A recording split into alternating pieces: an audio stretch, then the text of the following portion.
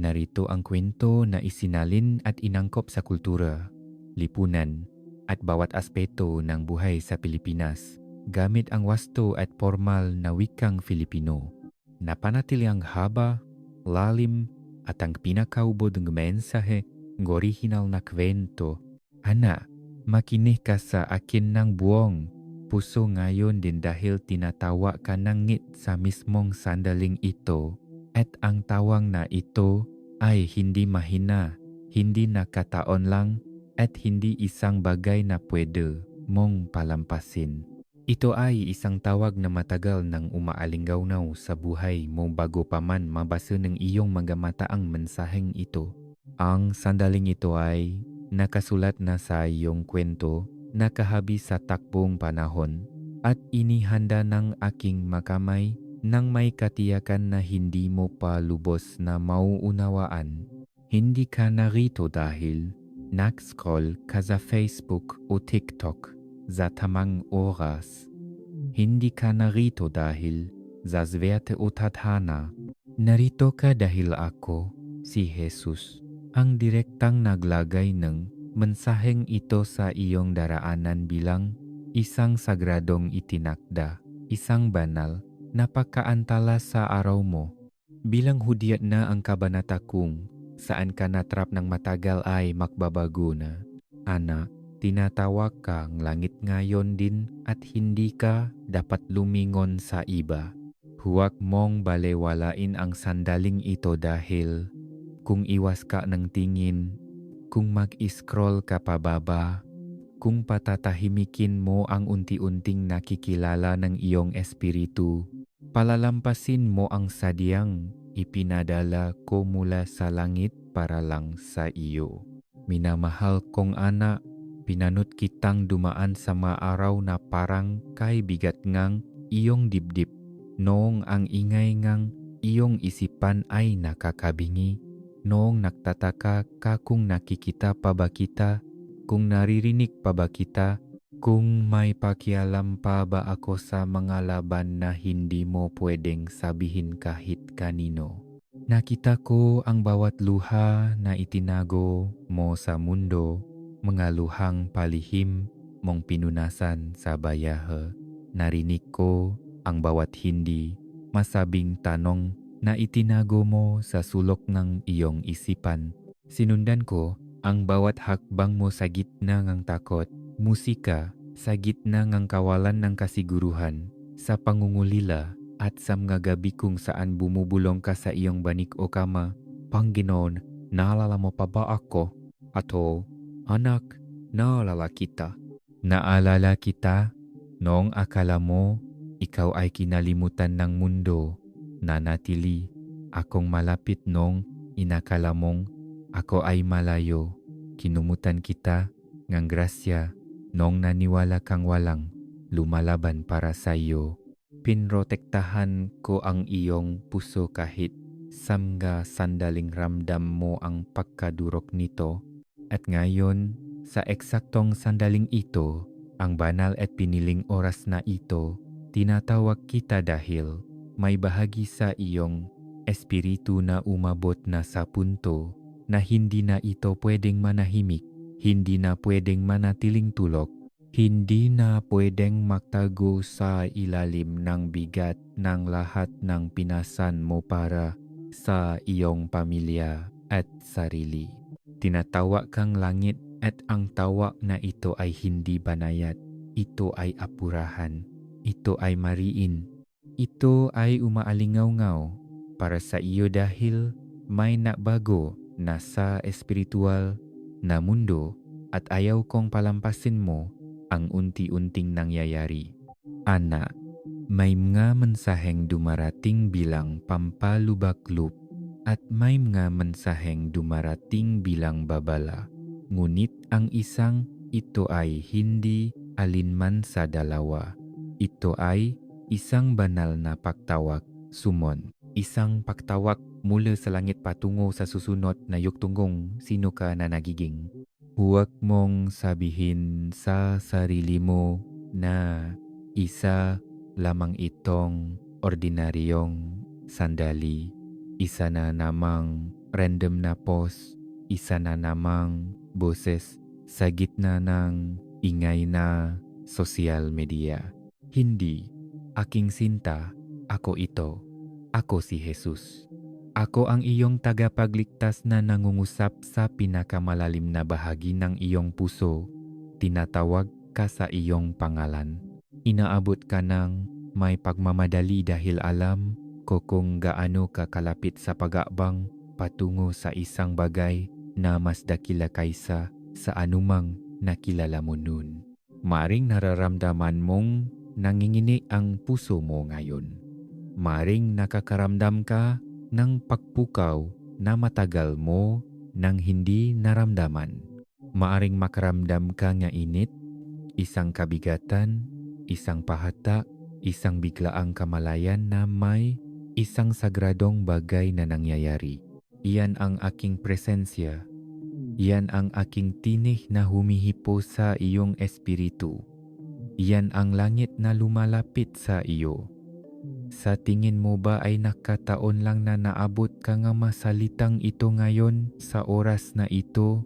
Pagkatapos ng mga araw na umiyak ka dahil sa hirap ngang buhay. Pagkatapos ng mga gabing nakipagbuno ka sa paaalala. Pagkatapos ng mga sandaling pinadudahan mo ang iyong halaga, ang iyong kinabukasan, at ang plano ko para sa iyo, anak. Walang kahit anong nakataon lang dito. Inayos ko ang pagkikitang ito ng may banal na intensyon. Dinisenyo ko ang bawat segundo na nagdala sa iyo sa puntong ito.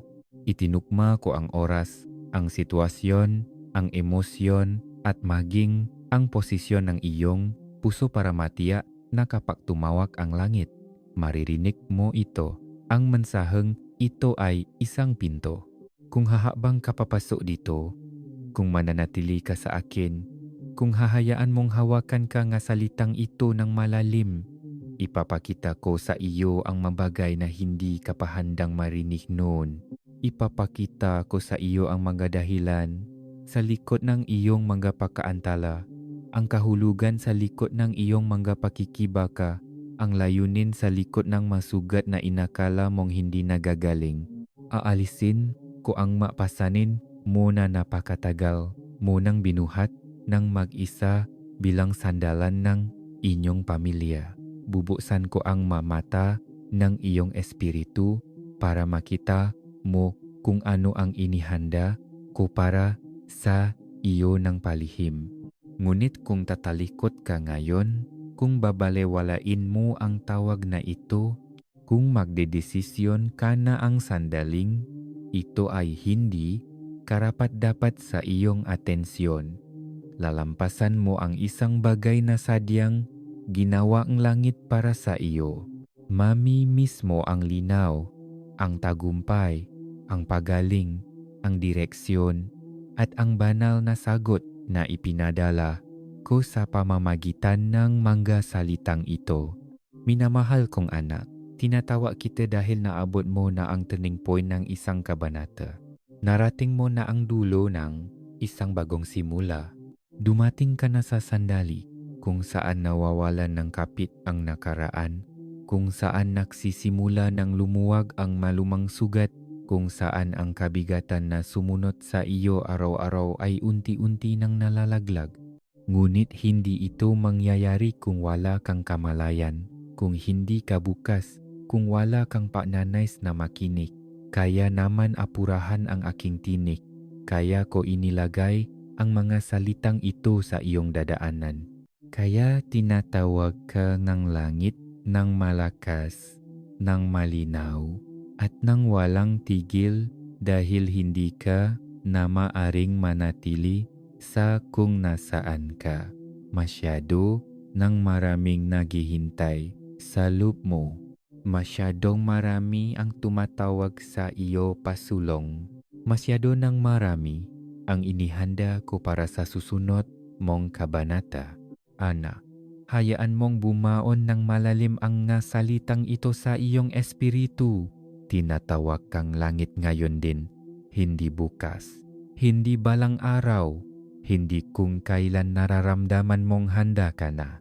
Ngayon, ito na ang oras, ito na ang sandali, ito ang banal na ambitasyon na may dalang biga na iyong tadana.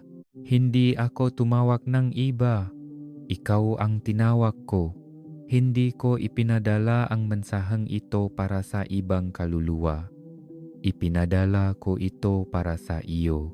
Hindi ko ipinaalingaw-ngaw ang makalangit na tawang na ito sa isang taong mas perpekto, mas maayos ang buhay, mas banal, o mas may kumpiyansa sa sarili.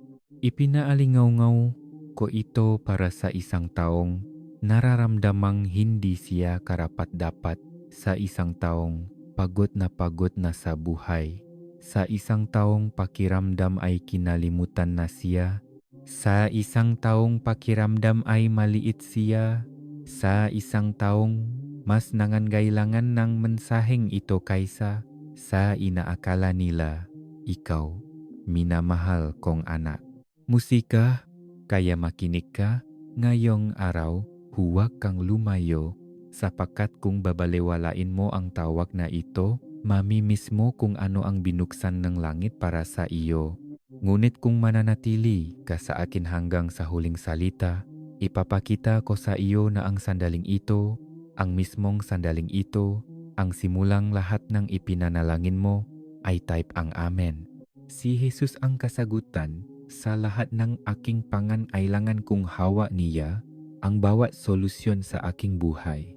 Anak, buksan mo ng buo ang iyong puso ngayon sapagkat tinatawag kita ng direkta, ng personal, ng sinasadya, na may tinih na umaalingaw-ngaw mula pa sa kawalang hanggan para maabot. Musika, ka sa eksaktong sandaling ito. Ang tawag na ito mula sa langit ay hindi mahina, hindi malayo, hindi malabo. Umalinggaw-ngaw ito sa loob ng iyong espiritu kahit ngayon. Naririnig sa mga bahagi na matagal mo nang hindi nagagalaw. Maaring hindi mo ito marinig gamit ang iyong matainga, ngunit tinitiyak ko sa iyo, nakikilala ito ngang iyong kaluluwa. Alam ito ngang iyong espiritu. Nararamdaman ito ngang iyong puso. Nararamdaman mo ang isang pagpukaw sa loob mo. Isang pagising na hindi mo maipaliwanag gamit ang mga makamundong salita. Ang pagpukaw na iyon ay ako. Ang paghatak na iyon ay ako. Ang biglaang katahimikan sa paligid mo. Ang banayad na kabigatan na namumo sa iyong dibdib. Ang kamalayan na may nangyayari ngayon din, yun ang aking tawag na umaalinggaw-ngaw sa pinakamalalim na bahagi ng iyong pagkatao. Anak, huwag mong balewalain ang tunok ng langit kapag inabot ka nito dahil ito ay hindi lamang isang mensahe. Ito ay isang banal na pagtawag sa iyong buhay. Maaari mong sabihin sa sarili mo na nadaanan mo lang ang mensaheng ito sa iyong feed ng hindi sinasadya. Ngunit sinasabi ko sa iyo ang totoo, walang sambarito, walang aksidente sa aking kaharian. Walang nakataon lang sa Diyos na lumikha ng makalawakan, ng may layunin at huminga ng buhay sa iyo ng may dahilan. Huwag mong paliitin ang banal na sandaling ito sa isang algorithm o isang digital na aksidente. Huwag mong isipin na nakataon lang na narito ka. Sinasadya kong ilagay ang mensaheng ito sa harap mo. Inayos ko ang sandaling ito bago ka pa man dumating dito. Itinugma ko ang mapangyayari, mga hininga, mga kaisipan, mga ritmo ng oras at mga hindi nakikitang paggalaw sa espiritual na mundo para lang matiyak na nandito ka mismo, ngayon mismo, na may pusong sapat na bukas para marinig ang pagtawag ko. Matagal na kitang hinahabol, hinihintay, pinagmamasdan, pinoprotektahan, at inihahanda kahit sa mga sandaling pakiramdam mo ay inabandona ka, kinalimutan, o hindi nakikita ang lipunang ginagalawan mo. Hindi ako kailanman tumigil sa paglapit sa iyo kahit nung tumigil ka sa paglapit sa akin. Anak, tinatawag kita dahil ang iyong espiritu ay handa nang marinig ako ulit. May mga panahong inabot ka ang aking tinig, ngunit ang ingay sa paligid mo, ang mga problema, ang sismis, ang bigat ng obligasyon ay masyadong malakas. May mga sandaling bumulong ako sa iyo, ngunit ang iyong puso ay masyado ng sugatan para makilala ako. May mga pagkataong lumapit ako, ngunit naharangan ng iyong mga luha ang tunong ng aking presensya. Huwag kang mahiya. Hindi kita kailanman sinisi. Hindi ko kailanman inilayo ang mukha ko sa iyo. Sa halip, nahintay ako ng may walang hanggang pasensya. Alam kong darating ang araw na lalambot muli ang iyong kaluluwa, nabubukas muli ang iyong espiritu, na ang iyong puso ay sasakit ng sapat upang marinig ang aking tawag, hindi bilang isang ideya, hindi bilang isang posibilidad, kundi bilang isang salbabida. Ngayon na ang araw na iyon. Ang sandaling ito ay banal dahil ang iyong puso ay nakahanay sa langit sa paraang matagal na nitong hindi nararanasan. Pinanot kitang dumaan sa mga bagyo nga buhay, nga unos, na literal at emosyonal na dapat sanay sumira sa iyo. Nakita kitang bumangon sa mga araw na wala ka ng natitirang lakas. Binilang ko ang bawat buntong hininga, bawat luha, bawat pabulong na panalangin, bawat tahimik na sigaw sa loob mo na walang sinumang nakapansin. Pinanut kitang lumaban sa gitna ng sakit na hindi mo kailanman isinatini. Tinis ang mga laban na hindi mo maintindihan at nakpasan ng mga bigat para sa iyong pamilya na napakabigat para sa iyong mga balikat. Nakita kita nung gusto mo ng sumuko. Nakita kita nung kinuwestiyon mo ang iyong layunin. Nakita kita nung nagtatanong ka kung may plano pa ba ako para sa iyo. At anak, mas malapit ako sa iyo sa mga sandaling iyon kaysa sa inakala mo. Musika, hindi ako malayo. Hindi ako tahimik. Hindi ako walang pakialam. Pinagmamasdan kita ng may pagmamahal. Hinihintay ang sandali na ang iyong espiritu ay muling babangon para sagutin ang tawag na umaaling-awngaw sa buhay mo mula pa noong araw na isinilang ka sa mundong ito. Musika, may nangyayari sa hindi nakikitang mundo sa paligid mo. Hindi mo ito makita ngang iyong pisikal na mata, ngunit naramdaman na ito ngang iyong espiritu. Nagpabago ang atmosfera sa paligid mo. Ang bigat na dinadala mo ay tila nag-iba. Hindi mas mabigat, kundi hindi pamilyar. Ang manaiisip mo kamakailan ay hindi maordinaryong kaisipan lamang. Ang mabiglaang pagbukso ng emosyon, ang masandaling bigla na lang lumalambot ang iyong puso, ang pagnanais na bumabangon sa iyo nang walang babala, ang pakiramdam na may nakbabago, wala sa mga iyon, ang nagkataon lang. Iyon ay mga senyales mula sa langit. Iyon ang mga pagyani na nauna bago ang isang tagumpay.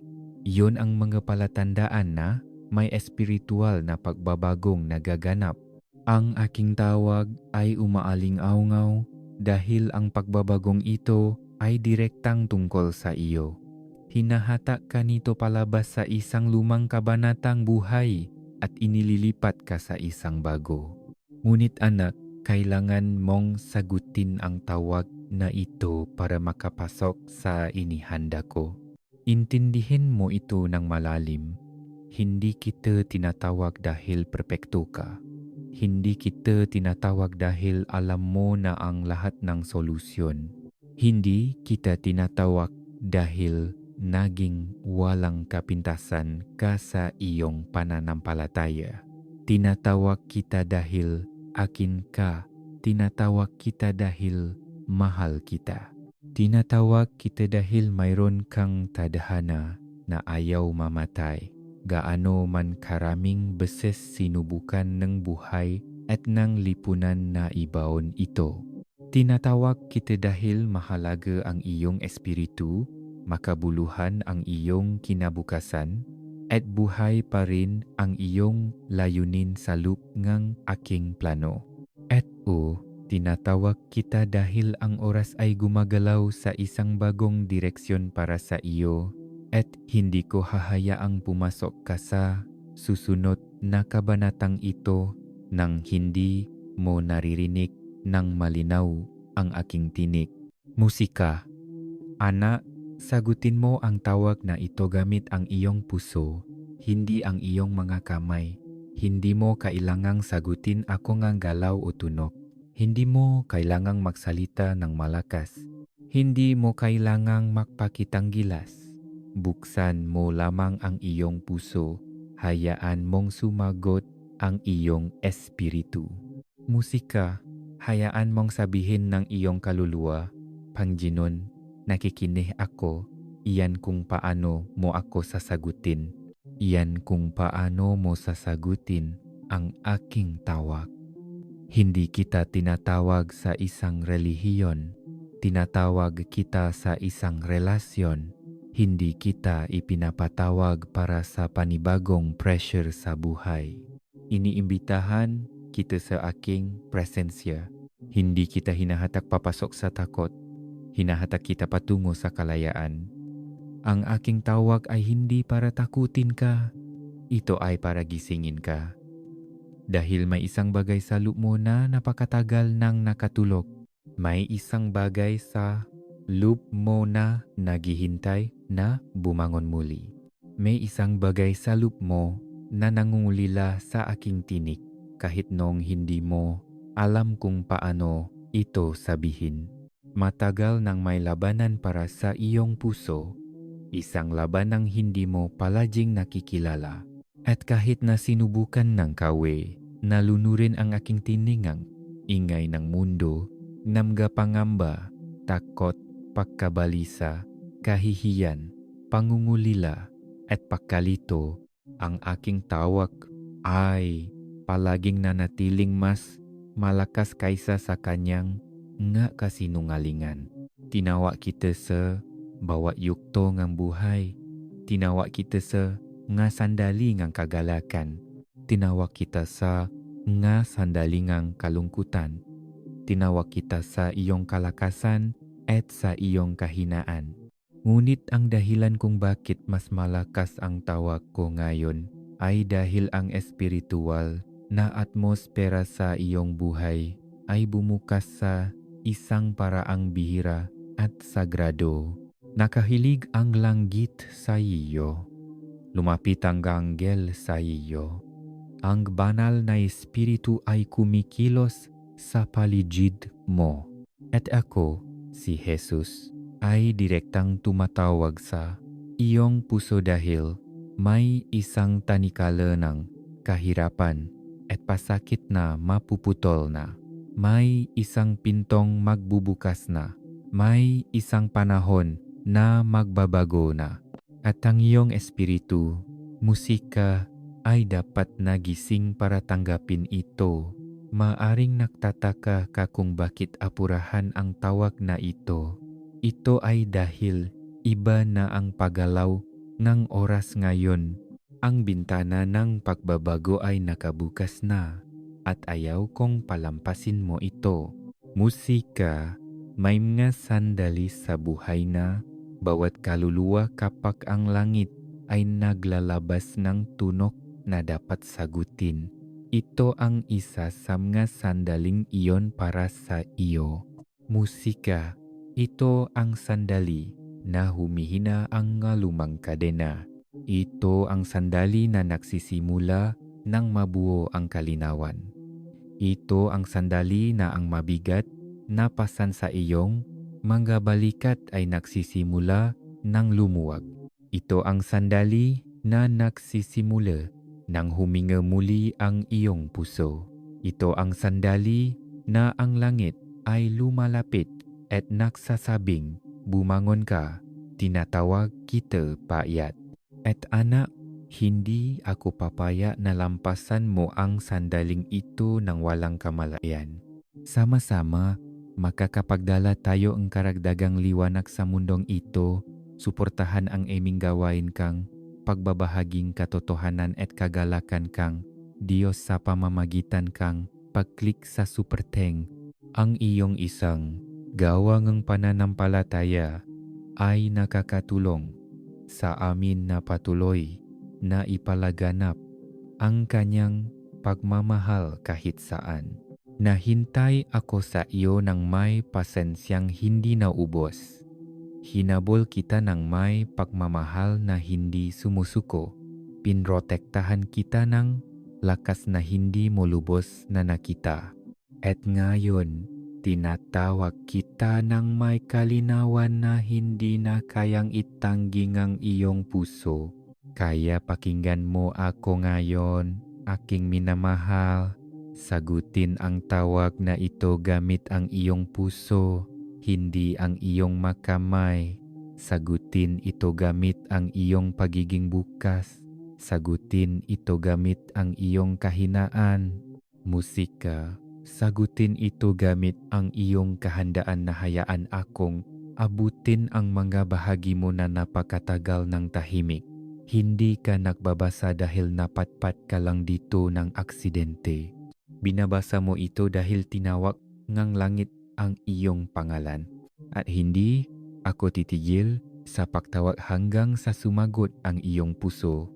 Anak, lumapit ka sapagkat magsasalita ako sa mga lugar na itinatago mo mula sa mundo. Maluga na maging ikaw ay nahihirapang harapin. Inaabot ko ang mga kailaliman kung saan tahimik na pumapatak ang iyong mga luha, kung saan malakas na bumubulong ang iyong mga takot, kung saan tahimik na nananatili ang iyong mga sugat sa mga sulok ng iyong kaluluwa.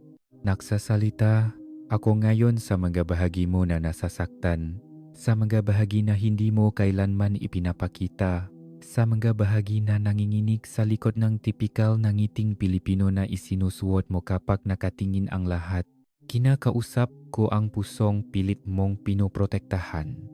Ang kabigatan na natutunan mo ng pasanin mag-isa bilang breadwinner o sandalan ng inyong tahanan. At ang kalungkutan na dumidiin sa iyong dibdib kapag tumatahimik na ang gabi. Anak, nakikita ko ang hindi nakikita ng iba. Alam ko ang hindi alam ng iba. Naintindihan ko ang hindi naintindihan ng iba. At kailangan kong pakinggan mo ako ng malinaw ngayon. Ako ay naroon. Dumaan ka sa mga panahon na pakiramdam mo ay invisible ka, hindi nakikita, hindi napapansin ng mga tao sa paligid mo. Sinubukan mong maging matatag, maging matibay, maging ang taong hindi bumabagsak, ngunit sa loop, nadudurog ka na sa 1,000 paraan na hindi makita ng sinuman. Umiyak ka sa iyong unan o banik habang natutulog na ang lahat, mabilis na pinupunasan ang iyong mga luha na parabang ang pagbura sa mga ito ay bubura rin sa mismong sakit. Idiniin mo ang iyong mukha sa iyong mga kamay sa mga sandaling naging masyadong mabigat ang pasanin, bumubulong, bakit pakiramdam ko ay nag-iisa ako. Anak, nakita ko ang bawat luha na tumulo mula sa iyong mga mata. Naramdaman ko ang pangingining iyong hininga. Narinig ko ang tahimik na pahikbi na sinubukan mong lunukin. Ngunit nais kong malaman mo ang isang sagradong bagay. Walang ni isa man sa maluhang iyon ang nasayang. Kinolekta ko ang bawat isa. May mga sandaling hindi mo alam kung ano ang nararamdaman mo. Basta masakit. Mga sandali na ang hapdi sa loob mo ay masyadong malalim para sa mga salita. Masyadong malawa para may paliwanag. Masyadong mabigat para dalhin ngang iyong katawan. Sinubukan mong labanan ito, na balewalain ito, na makunwaring hindi ito mahalaga. Ngunit kapag tumahimik na ang kwarto at bumagal na ang buhay, nahanap ka na naman ng sakit. Ang kalungkutan na napakahusay mong itinago ay gumapang pabalik sa iyong kaluluwa at binalot ang iyong mainiisip. At kahit nun, lalo na nun, lumapit ako sa iyo. Ibinalot ko ang aking presensya sa iyong marupok na puso tulad ng pagbalot ng isang magulang sa kanyang mga braso sa isang nanginginig na anak. Niyakap kita, oh, aking sinta, kahit noong hindi mo ako maramdaman, niyakap kita. May mga gabi na ang isip mo ay nag-uunahan sa takot, takot sa kinabukasan, takot na mabigo, takot na hindi mahalin, takot na may mawala pa, takot na hindi maging sapat, takot na hindi na gumaling, takot na hindi na makahanap ng kapayapaan. Ibinulong mo ang iyong matakot sa dilim na parang makumpisal na natatakot kang aminin ng malakas. Kinuwestiyon mo ang lahat, ang iyong halaga, ang iyong layunin, ang iyong lakas, ang iyong boses. Musika, naisip mo kung may nagmamalasakit ba, kung ang buhay mo ba ay tunay na may kahulugan. Ngunit pakinggan mo ako, anak, nagmalasakit ako, lubos akong nagmalasakit. Nakikinig ako sa bawat takot kahit sa mga hindi mo may paliwanag. Naintindihan ko ang bawat tanong kahit yung mainiwan mo sa kalagitnaan at hindi kita hinusgahan. Hindi ako nagsawa sa iyo, hindi ako napagod sa iyong paulit-ulit na pag-iyak. Nanatili ako, nakikinig ako. Sinalo ko ang iyong sakit sa aking espiritu dahil minahal kita ng may pagmamahal na hindi kumukupas, hindi napuputol at hindi lumalayo. Nagdala ka nga mapasanin na mas mabigat kaysa sa kayang buhatin na iyong nga balikat. Pinuwersa mo ang sarili mo na patuloy na gumalaw kahit pagod na ang puso mo, patuloy kang nagbigay sa iba kahit wala nang natira sa iyo, patuloy kang pumasok at humarap sa lipunan kahit gusto nang bumagsak ng espiritu mo. Ngumiti ka nung pagod na ang iyong kaluluwa. Kinomfort mo ang iba habang ikaw mismo ay nasasaktan sa loob. Sinubukan mong maging maasahan ng pamilya at mga kaibigan mo kahit ikaw mismo ay walang lakas. Itinago mo ang pagkadurog mo dahil ayaw mong maging pabigat. Ngunit anak, hindi ka kailanman naging pabigat sa akin. Hindi ko kailanman hiningi na dalhin mo ang lahat ng iyon mag-isa. Hindi ko kailanman ginusto na tiisin mo ang bigat ng mag-isa.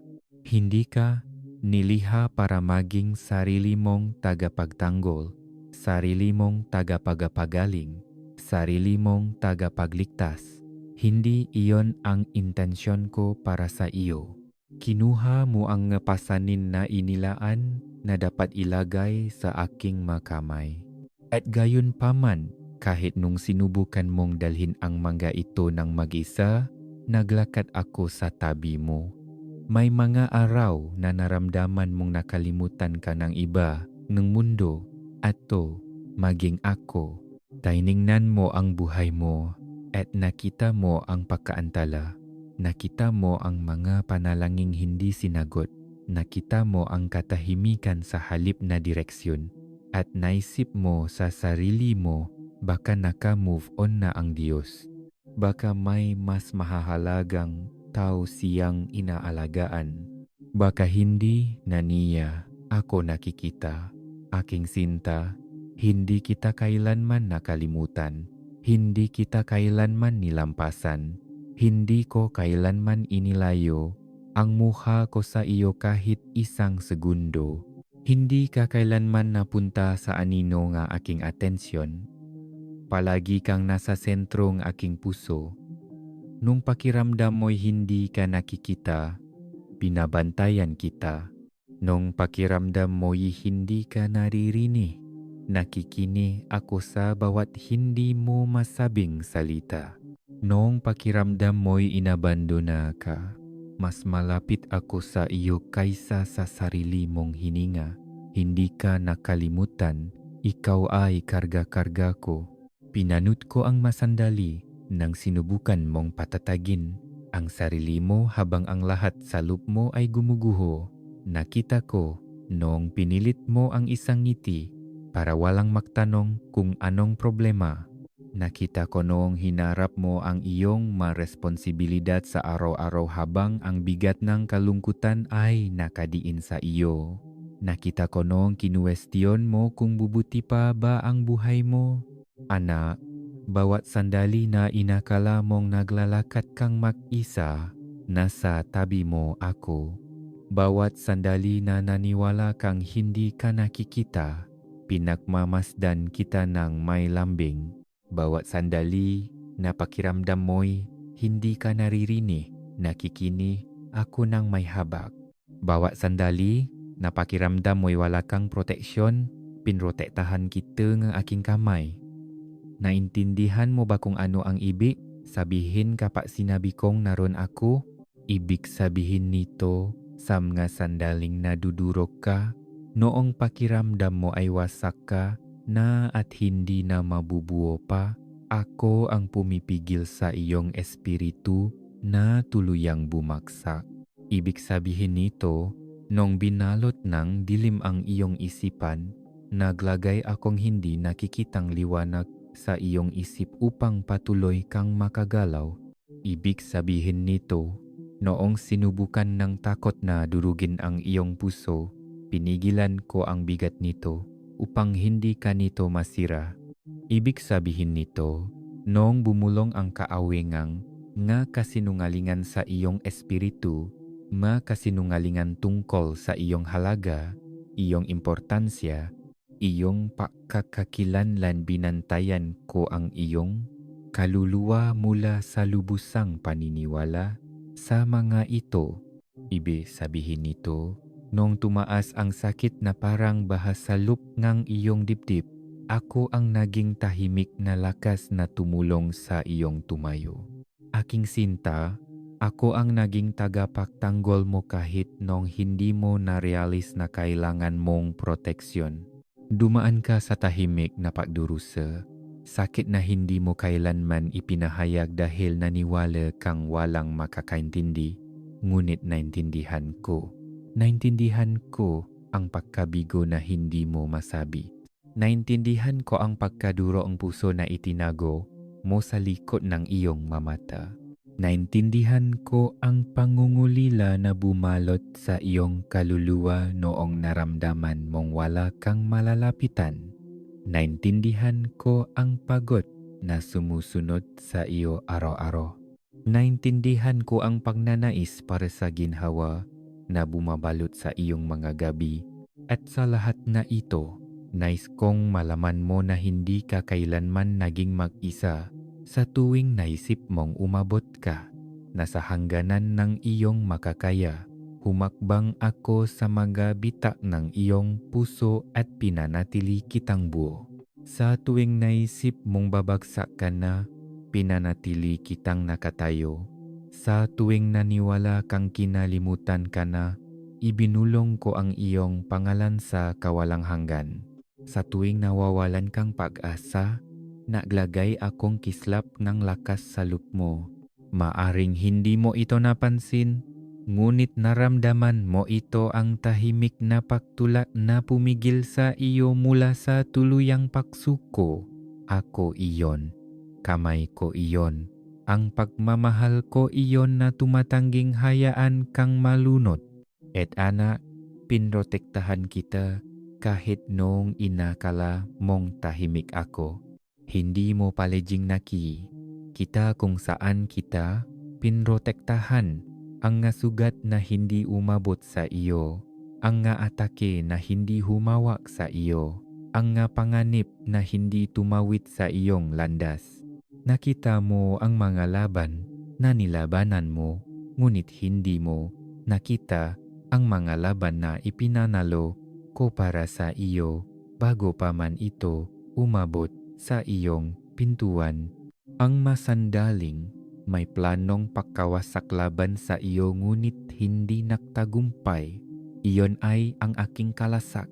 Ang mga sandaling sinubukan ng pagkabalisa na sirain ka ngunit nabigo ito, iyon ay ang aking presensya. Ang mga sandaling nais lulunin ng dilim ang iyong pag-asa ngunit nabigo, iyon ay ang aking liwanag. Kahit sa katahimikan, ipinaglalaban kita. Minamahal kong anak, ang pagdurusa na tiniis mo ng mag-isa ay hindi mo talaga tiniis ng mag-isa. Kasama mo ako sa tahimik na kwarto. Kasama mo ako sa loop ng jeep, bus o sasakyan nung umiyak ka habang nasa biyahe pauwi. Nakatayo ako sa tabi mo nung naramdaman mong inabandona ka. Nakapaligid ako sa iyo noong nag-ikot-ikot ang iyong mainiisip. Niyakap kita noong napaluhot ka. At hindi ako tumigil sa pagyakap sa iyo. Hindi ka kinalimutan. Hindi ka invisible. Hindi ka hindi naririnig. Hindi ka inabandona. Ikaw ay aking. Ay type ang amen. Ang aking pag-asa ay nakaangkla kay Kristo lamang kung ang iyong pananampalataya ay ligtas na nakasalalay sa Kanya. Anak, kailangan kong huminga ka sandali at hayaang tumahan ng malalim ang aking mga salita sa mga lugar kung saan napakatagal nang naninirahan ang iyong pangungulila. Dumating ako upang direktang magsalita sa mga laban na nilabanan mo ng tahimik. Ang magabi na umiyak ka hanggang sa mabasa ang iyong unan o banig. Ang nga panahon na pakiramdam mo ay nasira ka sa mga paraang hindi mo alam kung paano ipapaliwanag. Dumating ako para sa manggagabi kung saan tulo na ang buong bayan at ikaw ay gising pa. Nakatingin sa dilim, pakiramdam na ang iyong puso ay may dalang mas higit pa sa dapat nitong dalhin. Bumulong ka sa gabi, nagtataka kung narinig ba kita, nagtataka kung may nagmamalasakit ba, nagtataka kung mahalaga ba ang iyong mga luha. At sinasabi ko sa iyo ngayon, minamahal ko, ang maluhang iyon ay hindi kailanman binaliwala.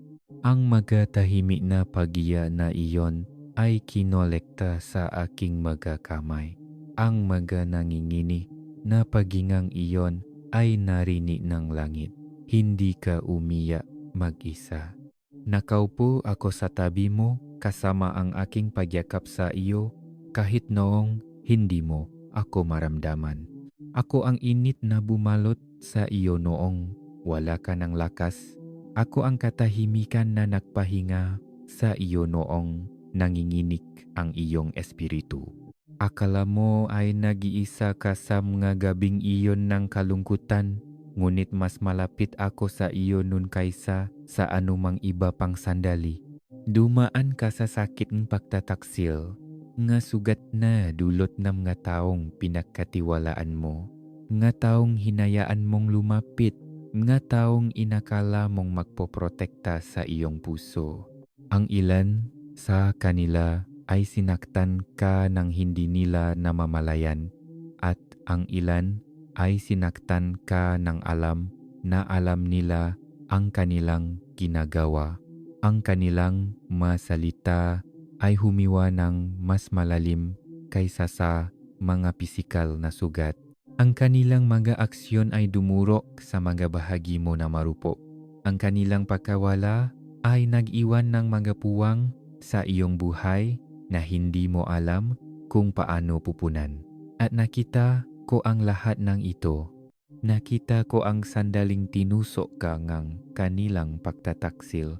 Nakita ko ang sandaling nabita ang iyong paasa. Nakita ko ang sandaling kinuwestiyon mo ang iyong halaga dahil sa ginawa ng ibang tao. Anak, ang sakit na dala mo mula sa pagtataksil ay isang bagay na hindi ko kailanman ginusto na dalhin mong mag-isa. Musika, nung binigo kanila, nanatili akong tapat. Noong inabandona kanila, niyakap kita ng mas mahigpit. Noong ni-reject kanila, pinili kita ng paulit-ulit. At nais kong marinig mo ako ng malinaw. Ang kanilang pagtataksil ay hindi refleksyon ng iyong halaga. Ito ay paglalahat ng sarili nilang pagkaduro. Musika, hindi nito binawasan ang iyong halaga. Inilantad nito ang mga lugar kung saan sila mismo ay nasasaktan.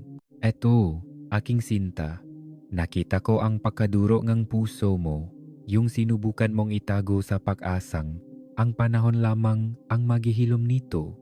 Ngunit hindi ito pinahilom ng panahon dahil ang sugat ay mas malalim kaysa sa ibabaw ng iyong puso. Ito ay isang sugat na umabot sa iyong pagkakakilanlan. Nakpaisip ito sa iyo kung ikaw ba ay kamahal-mahal, kung ikaw ba ay sapat na, kung may mali ba sa iyo. Pinanut ko ang musika, paraan ngang pagngiti mo sa labas habang ang iyong kaluluwa ay pakiramdam na tuyot sa loop. Pinanut ko ang paraan ng pagsubok mong sumilong, musika, habang ang makapiraso mo ay patuloy pang dumuduho.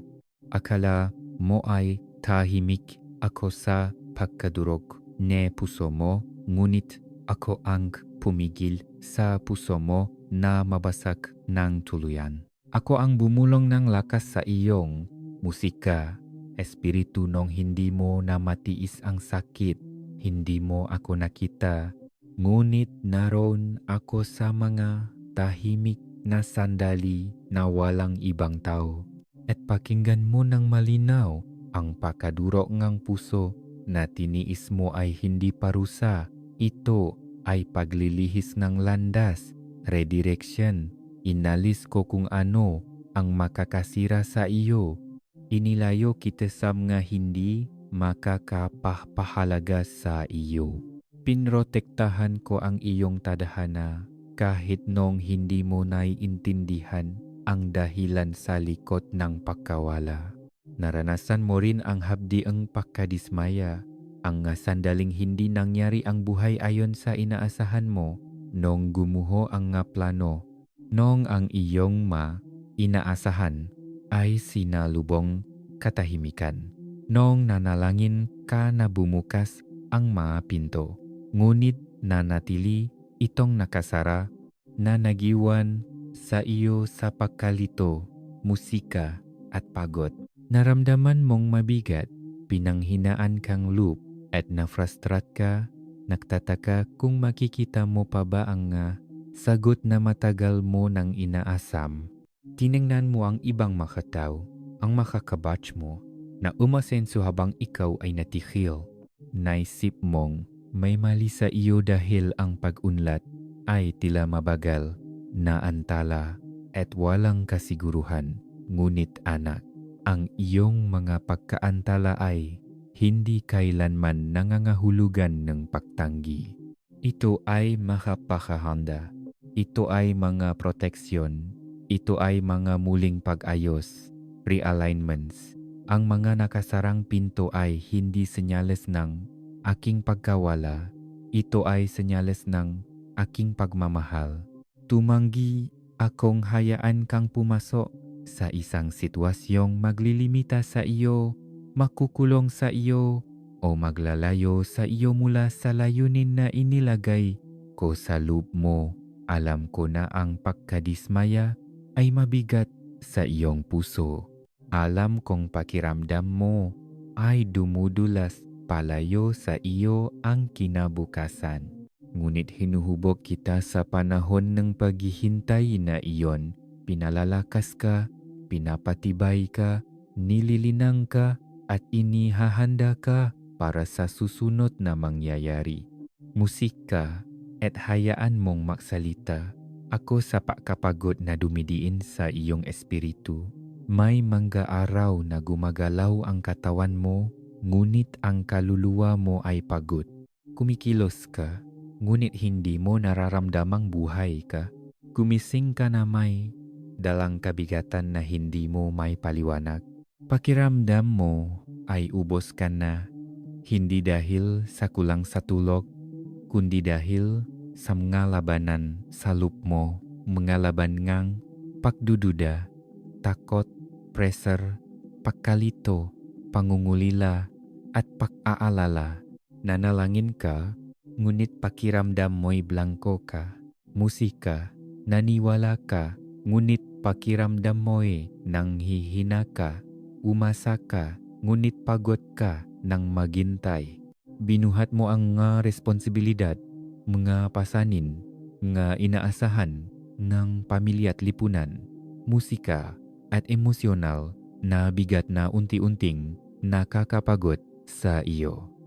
At kahit na patuloy kang lumalaban, kahit na patuloy mong sinusubukan, kahit na kumakapit ka pa rin, bumulong ang iyong espiritu, Panginoon, pagod na ako, anak, narinig ko ang bulong na iyon.